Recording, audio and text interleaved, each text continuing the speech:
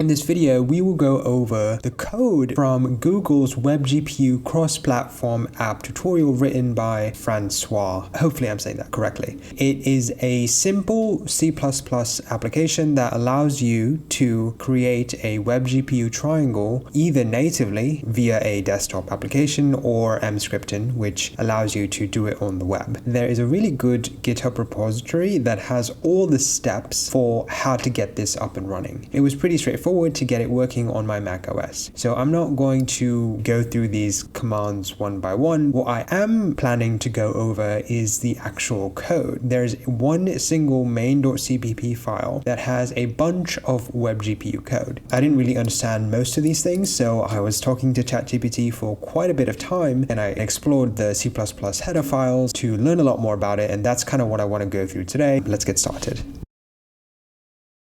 Obviously, the first step is to clone the repository, cd into it, and do a submodule update, which is going to get essentially the necessary Dawn code inside your codebase, after which point you're going to have to brew install CMake and Emscripten, and finally you can build and run the application. I've already done these first few steps, so what I wanted to do was just run the build command and run the application. So I did CMake build, and now I can do /build-app, at which point we will get our WebGPU triangle. Let's just do a quick little test setup here. We're going to go to our main.cpp file. I'm going to go to the WGSL shader code. There's a vertex main and a fragment main, and all I really want to do is change this to 1 and show to you guys that it is working as expected. So I'm going to save this file. I'm going to build it again. It tends to be a little bit slow the first time that you do this. It might take like 5 or even 10 minutes, depending on how slow your computer is. But the second time you do it, or the third time, it gets a lot faster. We've essentially changed the color of the triangle from 1001, which is red, to 1011, which I believe is magenta. So I built that, and I can run it again, and yeah, there you go. You've got your magenta-ish triangle. Getting the code up and running is not the hard part. The hard part is actually understanding what the code is doing. And so let's go through these comments now.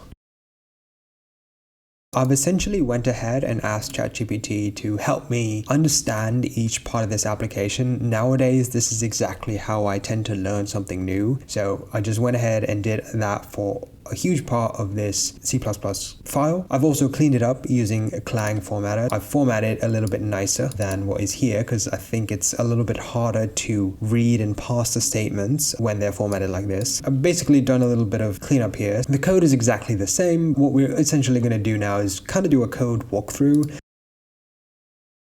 Obviously, we've got our include statements. I'm not going to go over what IOStream is. That's just a standard library. The first real important include here is GLFW. So GLFW is a cross-platform window library. So I believe it works on Mac, Windows, Linux. It is an easy way to create a window, get input from your keyboard, get input from your mouse, things like that. If you ever work in any sort of graphics project, this is almost the first thing that you're going to need to import. If you use like OpenGL, you may have used GLFW as well. Basically, this is one of those core libraries that you need if you want to make a simple little desktop application that takes in keyboard input and output.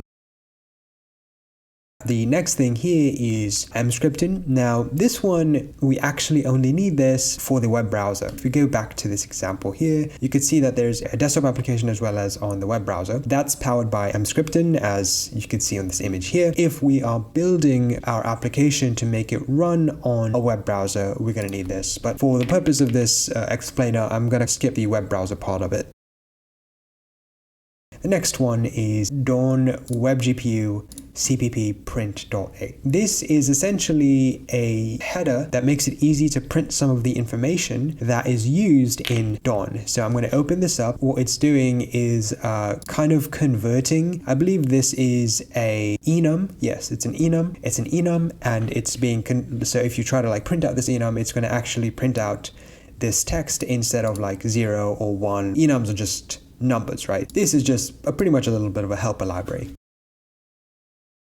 This one, WebGPU_CPP.h, is the C++ wrapper for WebGPU.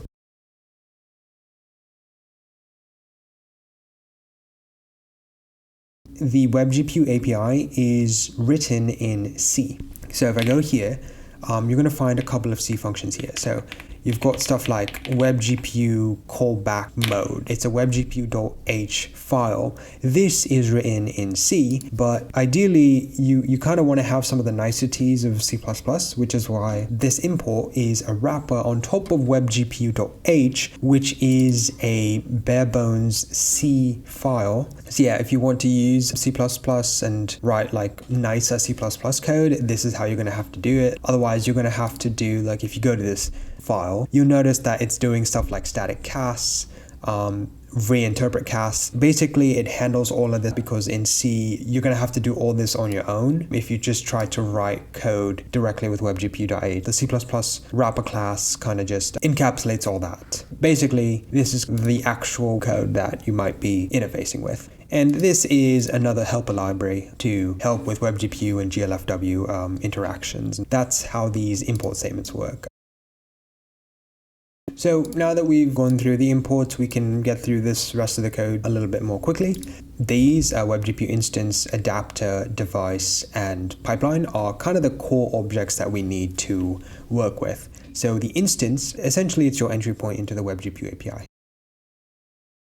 The adapter represents a physical GPU on the systems. So you might have like an integrated GPU as well as a individual GPU. So the adapter can give you information about those devices. So if you go to the adapter code, you'll see here like it has, request device. You can request a device. You can get features.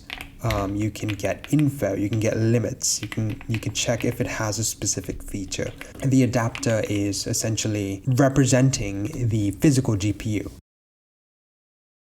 You shouldn't really be, I don't know why, I guess the smart people have decided that you shouldn't really just be using the adapter, you should be using a wrapper on top of the adapter to initialize GPU commands. If you want to send rendering commands, you're going to want to request the logical GPU object. Essentially, the adapter can give you this device.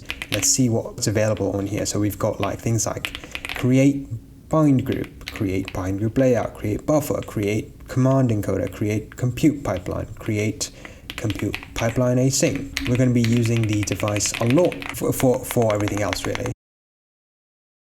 And finally, there's the pipeline, which is how you use vertex and fragment shaders, and that's the basic stuff that we're all familiar with. The important thing about WebGPU is that you're going to spend a lot of time at the beginning just trying to set it all up and understanding how all these things work, and that's kind of what I spent over the last 2 days, which is why I'm making this video in the first place. So finally, we get down to the int main function all the way at the bottom, which just does init and start. So let's go to the init function and see what that does. So the init function initializes the instance, adapter, and device. So this is kind of the first thing that you need to do to ensure that you can even run WebGPU, that you have a GPU device that works, things like that. Create an instance using WebGPU, and you're going to request an adapter. And this code here, by the way, runs asynchronously, taking in a callback, and if it's not a success, exit early. Otherwise, get the adapter and move that into the adapter that we have set up right here.